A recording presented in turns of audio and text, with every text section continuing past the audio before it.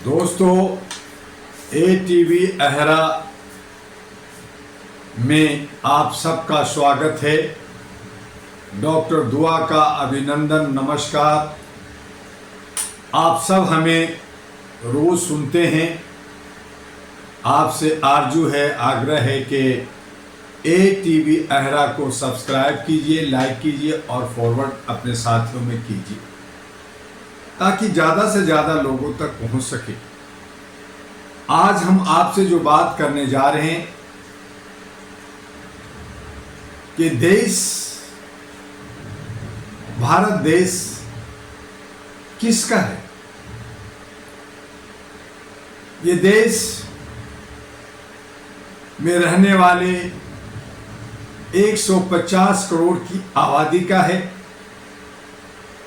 या फिर चंद लोगों का जो चाटुकार हैं, लोभी हैं, लालची हैं, बेईमान हैं, जयचंद हैं और दूसरे के हक को लूटकर अपना बताने वाले लोग हैं। ये कौन लोग हैं जो हमारे तमाम जनता को जनार्दन तो मानती है लेकिन पैरों की जूती की नोक पे रखती है। ये कौन लोग हैं जो अपने को सेवक कहती है, सेवादार कहती है, चौकीदार कहती है, लेकिन इनका काम करने का जो स्टाइल है वो तानाशाह, हिटलरगिरी, बादशाही का है। वो सब हम सब जनता को दबाना चाहती है, कुचलना चाहती है, उसके मौलिक अधिकार छीन लेना चाहती है, संवैधानिक अधिकार छीन लेना चाहती है और तो और जुल्म सितम का पहाड़ तोड़ते रहती है। और हमारे बीच में से जो चालाक लोग हैं या लोभी कह सकते हैं, जो लोग दो की लड़ाई में मुफ्त का रोटी तोड़ना चाहते हैं, वो लोग जो है दलाली करते हैं। एक पक्ष है जिसे हम लोग स्वर्ण पक्ष, उच्च पक्ष, हाई लेवल के लोग मानते हैं, जो चंद लोग हैं। उसमें से बुद्धिजीवी लोग हैं जो एयर कंडीशन में बैठकर कलम और कागज से खेलते हैं, लेकिन उनकी भी दशा दिशा बदल गई है। वो खामोशी से उन्हीं को साथ दे रहे हैं जो विघटनकारी हैं, जो अलगाववादी हैं, जो आतंकवादी हैं, जो जुर्म और सितम का पहाड़ लोगों पे तोड़ रहे हैं।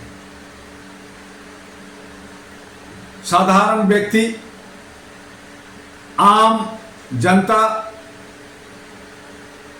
बड़ी बड़ी घटनाएं होती है, आपदाएं आती है, मुसीबतें आती है, भाई भतीजावाद का खून होता है, बड़ी बड़ी समस्याओं को 1 या 2 महीने के बाद भूल जाती है। जैसे किसी के घर में अगर दादा दादी, नाना नानी या कोई भी मौत होता है तो कुछ दिन तक तो खामोशी होती है, क्रियाकर्म करने के बाद फिर उसी घर में डीजे बजने लगता है, खुशियां मनाने लगते हैं, जश्न मनाने लगते हैं और ऐसा लगता है कि उस घर में कभी मौत हुआ ही नहीं। यही हालत कमोबेश हमारे देश का है। हमारे नौजवान के भविष्य के साथ खेला जाता है। हमारे महिलाओं, बच्चे बच्चियों के साथ जुल्म और सितम होता है। सुरक्षा के नाम पर ठेंगा दिखाया जाता है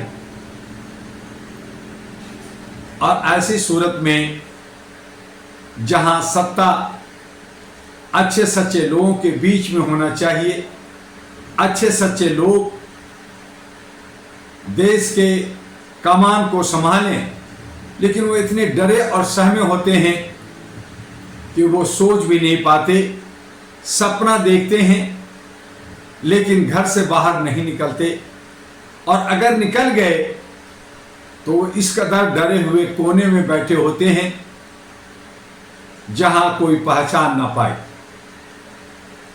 कमोबेश भारत के अंदर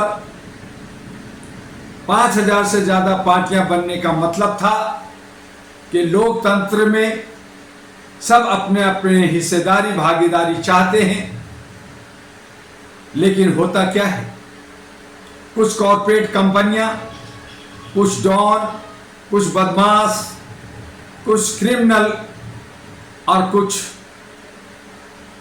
दबंग टाइप के लोग हमारे व्यवस्था पर काबिज रहते हैं और वही विधायिका बनते हैं। बाकी सभी लोग डरे सहमे 100 में 50-55% वोटिंग करते हैं। किसी के पक्ष में अगर उसका 25-26%, 30% के आसपास वोट मिल जाता है और वो 30%, 70% पे गवर्न करते हैं, 100% पर गवर्न करते हैं और वो हेकड़ी दिखाते हैं कि मैं तो जीत गया, ये मेरा भारत है, ये मेरा लोकतंत्र है, ये मेरे इशारे पे नाचेगा, ये मेरे डायरेक्शन पे चलेगा, और फिर कहते हैं मैं सेवक हूं, सेवादार हूं, चौकीदार हूं। कैसी विडंबना है, कैसी सोच है।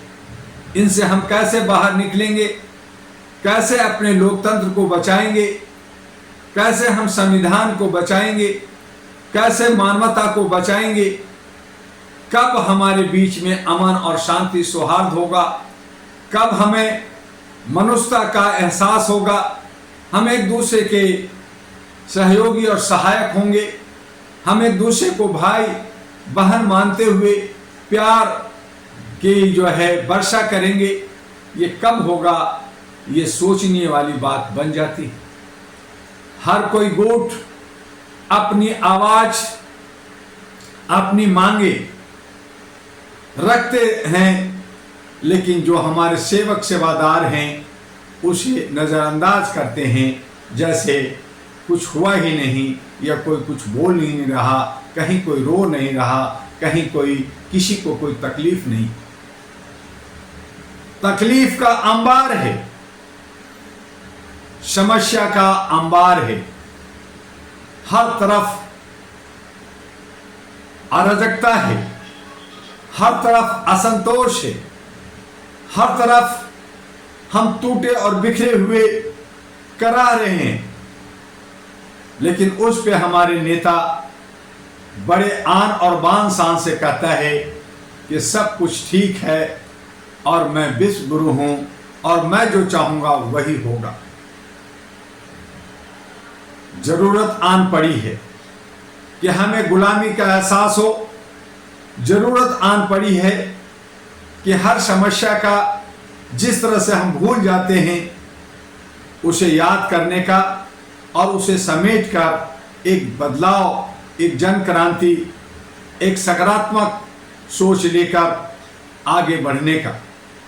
जितने भी कुकरमुत्ते हैं, जितने भी गलत तत्व के लोग हैं, जितने भी कॉरपोरेट कंपनियां बनाकर हमारे ऊपर गवर्न कर रहे हैं, उन्हें हमें हराना होगा, उन्हें हमें पटकना होगा, उन्हें हमें सबक सिखाना होगा।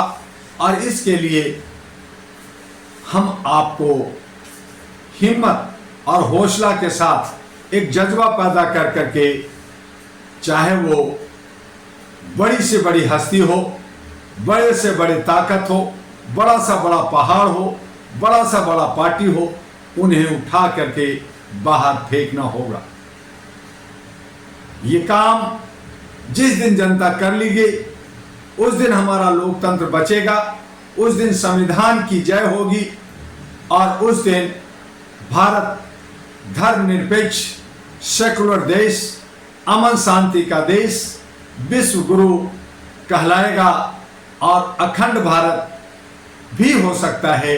हम आसपास का देश भी हमारे साथ होंगे। तो ऐसी सोच पैदा कर करके हमें और आपको बढ़ना है। ये भारत सबका है, ये देश सबका है, बस एहसास नहीं है और एहसास नहीं होने की वजह से हम इससे दूर होते हैं। अपना ही घर बेगाना लगता है, अपना ही घर किसी गैर का लगता है, अपना ही घर हम गुंडे बदमाश मवालियों को दे देते हैं। आपका घर है, आप संभालें, इसकी बागडोर, इसकी चाबी आप लें और इसके लिए अहरा national party ANP, all India human rights national party ANP मानवीय मूल्यों पर आपके लिए आगे आया है। वीडियो बड़ा हो रहा है, हम माफ़ी चाहेंगे। हम यहाँ पे ही बातों को ख़त्म करेंगे। हर रोज़ हम आपसे बात करते हैं, फिर मिलेंगे। आप एटीवी अहरा को सब्सक्राइब कीजिए, लाइक कीजिए और मुख्य धारा में, भारतीय मुख्य धारा में अहरा नेशनल पार्टी एएनपी के साथ आइए। आज इतना ही। आपका डॉक्टर एमी दुआ। जय हिंद, जय भारत, नमस्कार।